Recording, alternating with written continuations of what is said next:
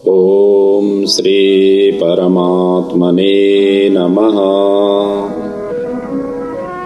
यो ब्राह्मणं विदधाति पूर्वं यो वै वेदांश्च प्रणोति तस्मै तमहं वेदम् आत्मबुद्धि प्रकाशं मुमुक्षुर्वै शरणमहं प्रपद्ये।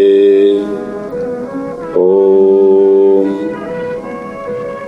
असतो मा सद्गमयः तमसो मा ज्योतिर्गमयः मृत्युर्मा अमृतं गमयः।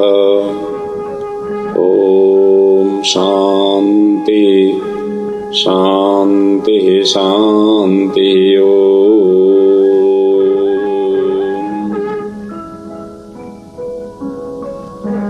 नमस्कार, जय श्री कृष्ण।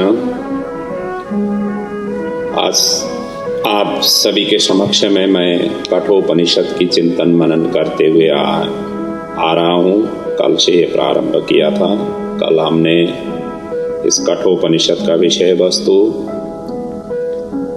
और इसकी जो कथा वस्तु थी, इनके बीच का जो संवाद का जो प्रक्रिया क्या कैसे प्रारंभ होता है आदि इत्यादि का हमने थोड़ी सी भूमिका के सहित कुछ मंत्रों का हमने चिंतन मनन करते हुए कल की कथा को, कल के प्रसंग को हमने विराम लिया था। और इस क्रम में प्रथम अध्याय की प्रथम वल्ली के 6 मंत्रों का भी हमने चिंतन मनन कर चुके थे। आज 7वां मंत्र से प्रसंग को आगे बढ़ा रहा हूँ। वैसे भी ब्रह्मचर्य मतलब ब्रह्म विद्या की प्राप्ति के लिए उपनिषद की शरण में जाना ही पड़ता है। उपनिषद ही हमें प्रभु की सान्निध्यता का अनुभव करा सकती है। बाकी दूसरे ग्रंथ इतना नजदीक से, इतना सहज और सरल ढंग से कराने के लिए कोई सामर्थ्य अन्य ग्रंथ नहीं है। इसलिए उपनिषद का शरणापन्न होना हम सभी के लिए जरूरी है। हमारे शास्त्र ग्रंथों में बहुत सारे हैं, लेकिन उपनिषद में जिस तरीके से हमारे शास्त्रों की और प्रभु परमात्मा की, ईश्वर की, जगत की और मनुष्य चोला की जिस तरीके से मतलब उन्होंने वर्णन किया हुआ है, इतना गहनतम अन्य ग्रंथों में हमें नहीं मिलता है। उपनिषद को वेदांत दर्शन कहते हैं। उपनिषद का जो ज्ञान है, उसी ज्ञान के स्वरूप में, उसी ज्ञान को प्राप्त करके ही व्यक्ति प्रभु परमात्मा की अंग संग का अनुभव कर लेता है। इसलिए भी उन उपनिषद का शरणापन्न, उनकी चिंतन मनन, अध्ययन, अनुगमन करना हम सभी के लिए जरूरी है। उपनिषद हमें सभी प्रकार की ज्ञान प्रदान करती है। जो ज्ञान हमें चाहिए उस ज्ञान की पूर्ति उपनिषद से ही हमें मिलती है। तो ऐसा दिव्यतम ज्ञान है। आइए आज के प्रसंग में हम प्रवेश करते हैं। कल हम नचिकेता और उनके पिताजी के संवाद का क्रम हमने प्रारंभ किया था। पिताजी ने विश्वजित यज्ञ किया जिसमें सभी चीज़ों को दान देना था, और इस क्रम में अपने पुत्र ने भी पूछा कि मुझे अब किसको आप प्रदान करेंगे। तब जा करके इन्होंने, मैं यमराज को तुझे प्रदान करूंगा, इस तरीके से उन्होंने झिझक करके उत्तर दिया। उसके पश्चात अब ये यमराज के पास में जाने के लिए तत्पर हुए। पिताजी की खिन्नता देखते हुए उन्होंने समझाया भी और उन्होंने अनुमति मांगा कि मुझे जाने के लिए अनुमति प्रदान करें। उत्तम कोटि के पुत्र थे। इन आदियों का हमने चिंतन मनन कल के प्रसंग में किया था। आज वहीं से अब ये यमराज के पास में पहुंच जाते हैं और वहाँ की घटनाक्रम कैसे क्या आगे बढ़ती है, इन मंत्रों के द्वारा हम चिंतन मनन करते हुए आगे बढ़ेंगे। 7वें मंत्र में कहा गया है, वैश्वानरः प्रविश्यत्यः अतिथि ब्राह्मणो गृहान् तस्येतां शांति कुर्वन्ति हर वैवस्वतोदकम्। अब ये मंत्र यमराज की पत्नी ने कहा हुआ है। ये पिताजी से अनुमति लेकर के यम सदन में पहुंच गए। वहाँ देखा कि यमराज तो है ही नहीं। 3 दिन तक उनको प्रतीक्षा करना पड़ा। जब 3 दिन तक उन्होंने जल भी ग्रहण नहीं किया, अन्न भी ग्रहण नहीं किया, इस तरीके से प्रतीक्षारत रहे। और ऐसे ही दृढ़ संकल्पित होकर के जो साधना पथ में आगे बढ़ते हैं वही व्यक्ति ही फल प्राप्त कर सकता है। आपने किसी चीज़ों के लिए ठान लिया और करने के लिए आप उतारू होकर के लग गए तो आपका सफलता आपके आगे हाथ फैला करके खड़ा रहेगा। जहाँ है वहीं से आपकी सफलता प्रारंभ हो जाती है, लेकिन संकल्प दृढ़ होना चाहिए। कई व्यक्तियों में दृढ़ संकल्प रहता है, कई व्यक्तियों में नहीं रहता है। जो दृढ़ संकल्पी हैं वो पहुंच जाते हैं कामयाबी के शिखर पर, जो नहीं होते हैं वो बीच में से ही लौट जाते हैं, अटक जाते हैं। इसीलिए भी संकल्प दृढ़ होना चाहिए। यहाँ पर नचिकेता है, 5 वर्ष की उम्र बताया गया है इस बालक की। यम सदन में पहुंच गया, कैसे पहुंचा ये यहाँ पर वर्णन नहीं है, लेकिन पहुंचने के पश्चात जब तक यमराज से उनका मिलन नहीं हुआ तब तक उनने जल अन्न ग्रहण कुछ भी नहीं किया। 3 दिन तक उनको इस तरीके से प्रतीक्षा करना पड़ा। और जैसे यमराज आए, उनकी धर्म पत्नी ने कहा कि बालक ऋषि कुमार आए हुए हैं। साक्षात बालक ये अग्नि के स्वरूप हैं, क्योंकि ब्राह्मण और अग्नि भगवान के मुख से प्रकट हुए। ब्राह्मणोश मुखमासीत बाहुराजन्य कृतः उरु, इस तरीके से वेदों ने स्पष्ट कहा हुआ है। तो ये साक्षात अग्नि के स्वरूप ये ऋषि कुमार आए हुए हैं। अब इनको आप स्वागत सत्कार करके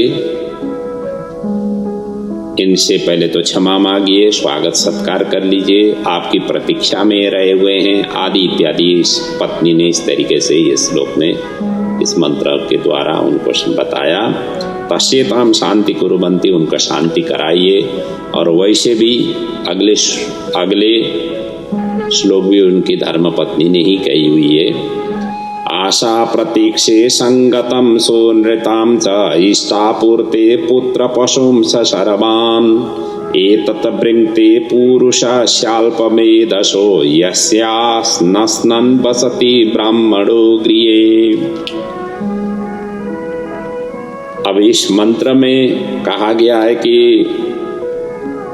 यदि आपके घर में ब्राह्मण अतिथि साधु संत आकर के बिना खाए पिए अनशन बैठ करके, अब यहाँ तो अनशन ही हो गया, 3 दिन तक ये चुपचाप यहाँ पर बैठे रहे और इस तरीके से अनशन रख लिया और उस तरीके से वो बैठे, तो समझना चाहिए कि आपका आयु से लेकर सभी प्रकार की धन दौलत, जितने भी आपने यज्ञ जप तप किया हुआ है और जो भी आपने पुण्य कर्म किए गए हैं, ये सभी के सभी नष्ट कर देते। इसलिए अतिथियों को बुला करके, यदि आपने या अतिथि अपने घर में आए, उनको पाद्य अर्घ आचमन आदि से उनका स्वागत सत्कार नहीं किया, उनका अन्न जल पूछा नहीं और अन्न जल पूछे बिना या उनको स्वागत सत्कार किए बिना इस तरीके से अतिथि बैठ गए, साधु संत इस तरीके से बैठ करके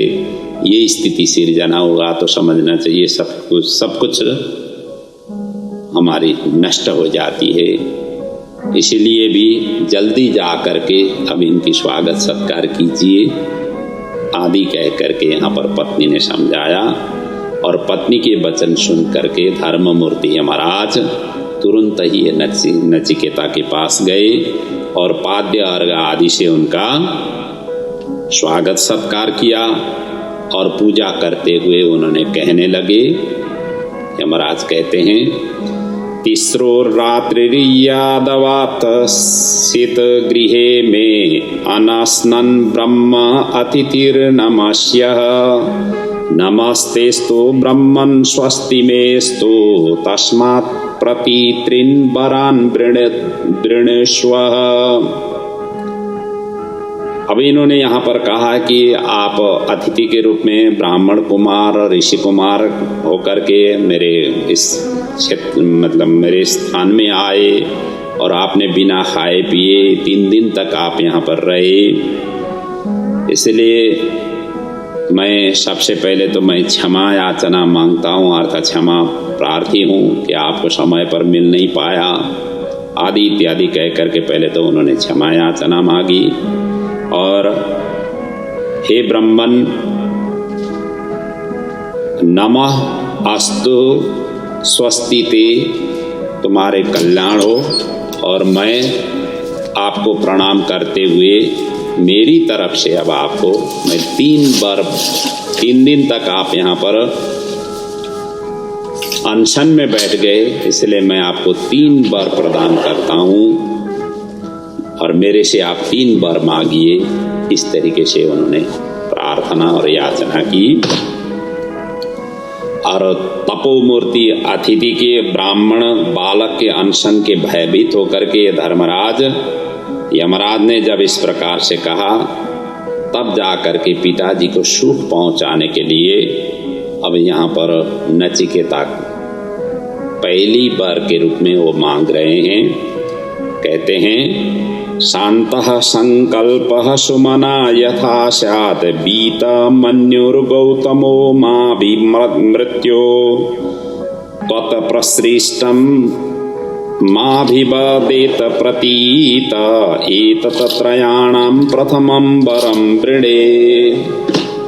मैं पहला वर मांगता हूँ, हे मृत्युदेव, हे यमराज, यदि आप प्रसन्न हैं तो आप मुझे ये पहला वर दीजिए। वो वर क्या है कि मेरे पिताजी जो उद्दालक हैं, गौतम वंशीय उद्दालक हैं, मेरे प्रति शांत संकल्प वाले, प्रसन्न चित्त और क्रोध और खेद से रहित हो जाए। क्योंकि बालक अभी तक वो समझ रहा है कि मुझे क्रोध में आकर के ये उन्होंने मुझे मृत्यु को प्रदान किया हुआ है, इसलिए उनके अंदर का जो क्रोध है वो शांत हो जाए। शांतः संकल्पः इस स्वरूप में वो स्थापित हो जाए और क्रोध और खेद से रहित हो जाए और सुमनः अर्थात प्रसन्न चित्त वाले हो जाए। और मैं वापस आपके साथ में से जब मैं वापस जाऊं तो मुझे उसी प्रकार से वो ग्रहण करें जैसे पहले मुझे वो मेरे साथ में वो आचार व्यवहार करते थे, उसी तरीके से मुझे स्वीकारें। यही मेरा पहला वर है, आप दे सकते हैं तो ये प्रदान कीजिए। ये पहला वर उन्होंने मांगा। तब जब इस प्रकार से वर मांगा तो फिर यमराज ये देने में तो कोई तकलीफ नहीं थी। उन्होंने तुरंत ही कहा यथा पुरास्ताद भविता प्रतीत औदाल कीराहारुणिर्मत प्रसृष्ट सुखः रात्रि सयिता बीतमन्यो स्वाम ददृशिवान् मृत्युमोक्षात् प्रमोक्तम्। यमराज ने ये कहा कि आपको मैं मृत्यु के मोक्ष से छुटा हुआ देख करके मुझसे प्रेरित तुम्हारे पिता उद्दालक पहले की ही भांति ये मेरा पुत्र नचिकेता ही है, ऐसा विश्वास करके दुख और क्रोध से रहित हो जाएंगे। और आपकी ये जो वर है कि जो आपने मांगा हुआ है मैं ये प्रदान करता हूँ। अब आप सुख और शांति से शयन कर लीजिए, आराम कर लीजिए, जलपान आदि ग्रहण कर लीजिए आदि इत्यादि कहते हुए उन्होंने पहले वर को उन्होंने उसी समय जैसे नचिकेता ने मांगा था उस तरीके से प्रदान किया। और जब ये वर उन्होंने प्राप्त किया, फिर नचिकेता ने फिर आगे कहा, स्वर्गे लोके न भयं किंचिनास्ति न तत्र त्वं न जरया बिभेति उभे तीर्त्वा शयनाया पिपासे शोकातिगो मोदते स्वर्गलोके शतम् अग्नि स्वर्गमध्ये मृत्योर्प्रभूहि त्वं श्रद्दधानाय मह्यम् स्वर्गः लोका अमृतत्वं भजन्त एतत् द्वितीयेन वृणे वरेण। ये मुझे दूसरा वर प्रदान कीजिए। और दूसरा वर में उन्होंने क्या कहा कि यही कहा कि स्वर्ग आदि लोग में जो जाते हैं अर्थात देवता आदि लोग ये अजर अमर माने गए हैं, वो अजर अमर होते हैं, उनको सभी प्रकार की सुख और संपदा से सुसंपन्न होते हैं और वहाँ किसी भी प्रकार की भय नहीं होती है। स्वर्ग में कोई भी वृद्धावस्था प्राप्त नहीं होता है। और जैसे मर्त्यलोक में मरे हुए लोग आपके यहाँ आ जाते हैं, वैसे ही कोई मरा मतलब वहाँ पर मरता नहीं है आदि इत्यादि मुझे सुनने में आया हुआ है। और यहाँ जैसे प्रत्येक प्राणी भूख और प्यास दोनों से ये तड़पते रहते हैं, ऐसे स्वर्ग आदि लोकों में वो तड़पना नहीं पड़ता है, ये भी मैंने सुना हुआ हूँ। वहाँ के निवासी शोक से तर करके सदा सर्वदा आनंद भोगते हैं, ये मैंने सुना हुआ हूँ।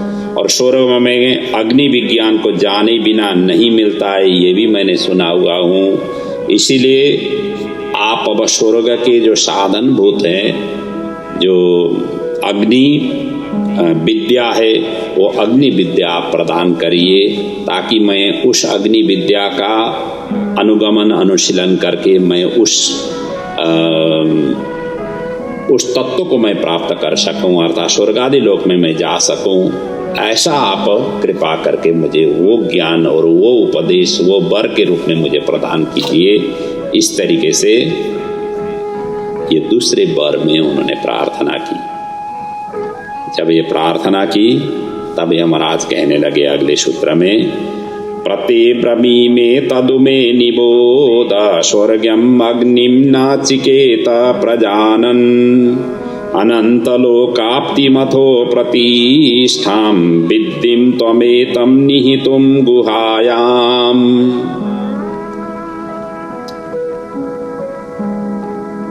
आपकी ऐसी इच्छा है तो मैं वो देने के लिए तत्पर हूँ, अर्थात अग्नि विद्या की उपदेश मैं प्रदान करूँगा। ऐसा कहते हुए उन्होंने स्वीकारा। और इसके लिए हे नचिकेता, स्वर्गदायिनी अग्नि विद्या को अच्छी तरह जानने वाला तुम्हारे लिए मैं भलीभांति ये बताता हूँ, उसे मुझसे भलीभांति आप समझ लो और उस विद्या को अविनाशी लोक की प्राप्ति कराने वाली, उसकी आधार स्वरूप और बुद्धि रूपी गुफा में छिपी हुई ऐसा आप समझो। इस तरीके से कहते हुए अगले मंत्र में वो कहते हैं, लोकादिमग्निम तमुवाच तस्मै या इष्टिका यावतीर्वा यथा वा सचापि तत् प्रत्यवदेत यथोक्त आस्थास्य अथास्य मृत्यु पुनरेवाह तुष्ट। अब ये कहते हैं कि पहले तो इन्हें अग्नि विद्या की महत्ता इन्होंने समझाया और गोपनीयता की भी बात इन्होंने समझाया, और स्वर्गादि लोग पहुंचने के लिए अग्नि ये इसके कारण तत्व अग्नि विद्या ही है, इसका रहस्य को उन्होंने मतलब नचिकेता को उन्होंने समझाया। और अग्नि के लिए कुंड निर्माण आदि का भी उन्होंने यहाँ पर वर्णन किया। हालांकि ये सभी के सभी यहाँ पर वर्णन नहीं है, सभी एक एक करके यहाँ पर वर्णन नहीं है, लेकिन वो किस प्रकार के कितने लंबी चौड़ी कुंड होनी चाहिए, कितने ईंटों से बनती है आदि इत्यादि का इन्होंने समझाया। और उनके अंतिम में परीक्षा की, तत् प्रत्यवदेत यथोक्तम अथास्य, जो भी मैंने यहाँ अभी ज्ञान प्रदान किया वो आप अब कृपा करके मुझे सुनाओ। क्योंकि पहले के ज़माने में जो गुरुकुलों में विद्या अध्ययन किया जाता था, गुरुजी पहले पढ़ाते थे, पढ़ाने के पश्चात गुरुजी प्रश्न करते हुए सभी शिष्यों से फिर क्या पढ़ा हुआ है वो सारा का सारा सुनाना पड़ता था। जब इस तरीके से एक एक श्रेणी में जैसे जैसे करते जाएं, उन दिनों में ये परीक्षा इस तरीके से नहीं हुआ करती थी।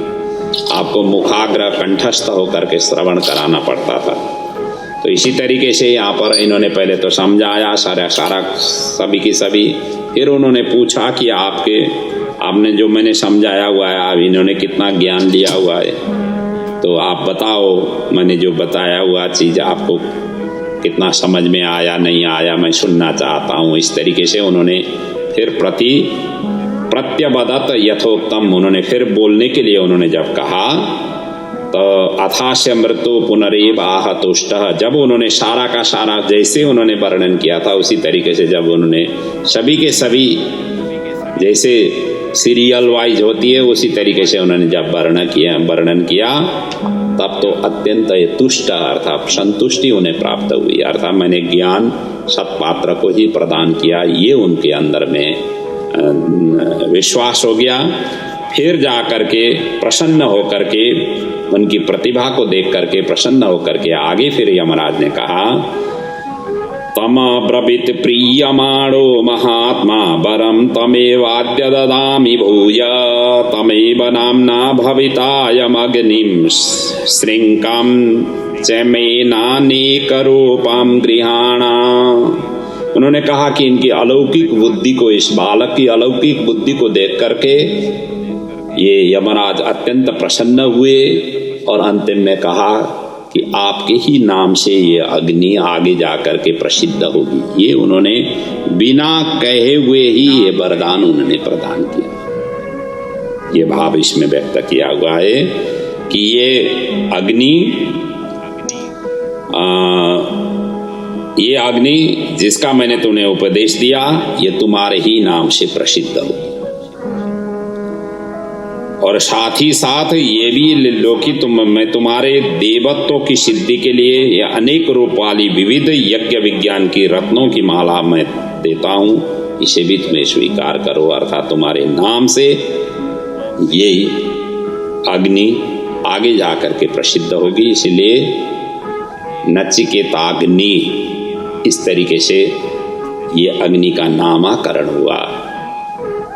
और उस अग्नि विद्या का फल बताते हुए फिर यमराज आगे वर्णन करते हैं, त्रिणाचिकेतस्त्रिभिरेत्य संधि त्रिकर्म कृत हरति जन्म मृत्यो ब्रह्मं यज्ञं देवमिड्यं विदित्वा निचाय्य एमां शान्तिमत्यन्तमेति। और इस अग्नि का उन्होंने त्रिणाचिकेतः त्रिभिरेत्य संधि, इन्होंने कहा कि इस अग्नि का 3 बार अनुष्ठान करने वाला पुरुष ऋक, यजु और साम, ये तीनों ही वेदों से संबंध जोड़ करके और तीनों वेदों के तत्वों और रहस्यों में निष्णात होकर के निष्काम भाव से यज्ञ, दान और तप रूपी 3 कर्मों को करता हुआ जन्म मृत्यु से उतर जाता है, अर्थात उनका कल्याण हो जाता है। इसलिए इस यज्ञ से इस प्रकार की गति उन्हें प्राप्त हो जाती है। और इतना ही नहीं, त्रिणाचिकेतस्त्रियमेतत् विदित्वा य एव विद्वांश्चिनुते नाचिकेतं समृत्युपाशान् पुरतः प्रणोद्य शोकातिगो मोदते स्वर्गलोके। और इसका अच्छी तरह से मतलब किस प्रकार से चयन करना है, सारा कुछ जो भली भांति जब निष्काम भावना से इसकी जो अनुष्ठान करते हैं, अर्थात इस अग्नि को जो अनुष्ठान करते हैं और उस तरीके से जो आराधना उपासना करते हैं, वो देह पास से पहले ही, देह पतन होने से पहले ही जन्म मृत्यु के पास को तोड़ करके शोक रहित होकर के अंत में अविनाशी ऊर्ध्वलोक आनंद लोक को प्राप्त होगा। ये अग्नि का ये स्वरूप होगा। ये बिना आपने मांगे ही इस अग्नि के तुम्हारे ही नाम से आगे जा कर के प्रसिद्ध होगी। इस तरीके से इसका फल भी बताया और इस अग्नि का नाम भी नचिकेताग्नि ये कह करके उन्होंने उनको वरदान प्रदान किया। और अंतिम में उन्होंने कहा कि ये सह ते अग्निर्नचिकेतः स्वर्ग्यो यमः वृणीथा द्वितीयेन वरेण एतत् अग्निं तवैव प्रवक्ष्यन्ति जनास तृतीयं वरनचिकेतो वृणस्व। ये मैंने तुम्हें प्रदान किया और ये स्वर्ग की साधना स्वरूप, ऊर्ध्वलोक की साधना स्वरूप, आनंद लोक की साधना स्वरूप ये अग्नि विद्या का उपदेश मैंने प्रदान किया, जिसके लिए तुमने दूसरे वर की याचना की थी। अब तुम्हें तीसरा वर क्या मांगना है वो मांग लो। मतलब मैंने 3 वर की तुम्हारे साथ में याचन मतलब वाचा की थी, वादा की थी। मैंने पहला वर प्रदान किया, दूसरा वर भी प्रदान किया, अब तीसरी वर क्या है वो मांग लो। इस तरीके से जब यमराज ने नचिकेता को पूछा तब तीसरा वर मांगते हुए कहते हैं, एयं प्रेते विचिकित्सा मनुष्ये अस्ति तेके नायमस्ति चैके एतत् विद्या अनुशिष्टस्त्वयाहं वराणमेशं वरः तृतीय। अब ये तीसरा वर के रूप में उन्होंने क्या मांगा कि प्रेते है मनुष्य है, अर्थात मरे हुए मनुष्य के विषय में कई लोग तो कहते हैं, मतलब इसमें जो कई लोग कहते हैं कि मरे हुए मनुष्य फिर वो जीवित नहीं रहता है, अर्थात उनकी आत्मा भी मर जाता है। इस तरीके से कोई कहते हैं। कई लोग कहते हैं कि शरीर ही मरता है, शरीर ही चला जाता है, लेकिन आत्मा जीवित रहता है, आत्मा तो अजर अमर है। इस तरीके से कहते हैं। इस प्रकार की संशय मेरे अंदर में हमेशा हमेशा विद्यमान हुआ है। और मरने के बाद आत्मा रहता है, कोई कहते हैं मरने के बाद में आत्मा भी नहीं रहता है, कोई कहते हैं। और अब आपके द्वारा उपदेश पाया हुआ मैं इसको निर्णय भली भांति से समझना चाहता हूँ। आप ही अब इसका निर्णय प्रदान कीजिए। अर्थात मृत्यु होने के पश्चात व्यक्ति का क्या गति होता है, उसकी आत्मा की क्या, कहाँ पर जाता है, किस तरीके से वो रहता है, ठहरता है या नहीं ठहरता है, आदि इत्यादि मेरे अंदर में बहुत समय से मेरा ये प्रश्न हमेशा हमेशा मेरे मन मस्तिष्क में हमेशा हमेशा विद्यमान है। अब आपसे ही मैं इसको श्रवण करना चाहता हूँ। ये आत्मा का स्वरूप क्या है, आत्मा कहाँ जाता है, कैसे इसका आचरण व्यवहार होता है, शरीर में कैसे वो रहता है, जब तक रहता है तो शरीर में कैसे रहता है, शरीर छूटने के पश्चात तथा मृत्यु के पश्चात फिर शरीर से वो कैसे निकलता है, आदि इत्यादि का इन्होंने यहाँ आत्मा संबंधी, ब्रह्म ज्ञान संबंधी, परमात्मा तत्व संबंधी इस प्रकार की ज्ञान प्राप्त करने के लिए तीसरा वर के रूप में उन्होंने प्रार्थना की।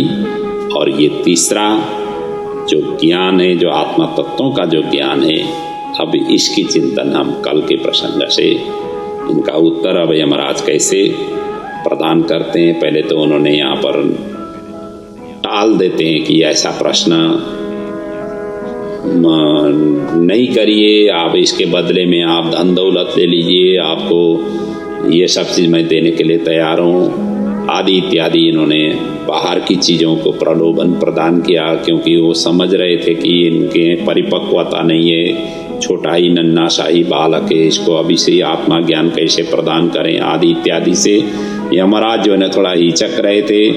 इसीलिए जो है ना अलग अलग चीज़ों की उन्होंने प्रलोभन दिखाया पहले तो, बाद में उन सभी को ठुकरा दिया नचिकेता ने। जब ठुकरा दिया तो फिर इनको देना ही पड़ा। और यही ज्ञान आगे जा कर के विस्तृत रूप से कठोपनिषद की जो मेन ज्ञान है वो ज्ञान के रूप में प्रतिस्थापित हुआ। अब इसका हम चिंतन मनन कल के पड़ाव से हम करेंगे। आज तक आने में यहाँ तक में हमने 20 मंत्रों का, पहली अध्याय की पहला बल्ली का 20 मंत्रों की हमने चिंतन मनन की। और इसमें कुल पहली बल्ली में कुल 29 मंत्र हैं। उनकी चिंतन मनन हम कल के पड़ाव में करेंगे। तो आज का प्रसंग को यहीं पर हम विराम लेते हैं। आपका जीवन सुखद रहे, कठोपनिषद की दिव्य ज्ञान को प्राप्त करते हुए आपका साधना आराधना सरल और सहज बने, यही प्रभु के चरणों में वंदन प्रार्थना सहित मैं अपने वाणी को यहाँ पर विराम लेता हूँ। ओम पूर्णमदः पूर्णमिदं पूर्णात् पूर्णमुदच्यते पूर्णस्य पूर्णमादाय पूर्णमेवावशिष्यते। ओम शांति शांति शांति। ओम।